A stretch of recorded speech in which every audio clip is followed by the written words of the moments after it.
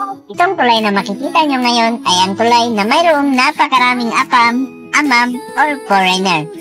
At ito ang tulay na pinangalan ng Katangnan Bridge or mas kilala sa tawag na Apam Bridge.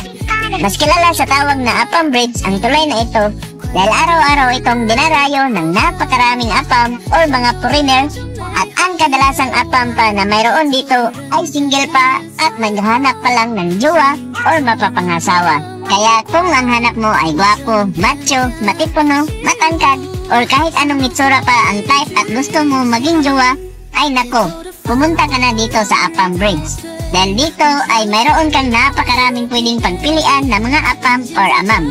101% talagang siguradong magkakaroon ka talaga ng apam dito once ikaw ay nakapunta at kung gugustuhin mo lang talagang magkaroon ng jowa na apam or amam. At alam mo din ba na itong Katangnan Bridge or Apam Bridge ay ito rin pala ang pinakamahaba at pinakamataas na tulay sa buong isla ng Siargao.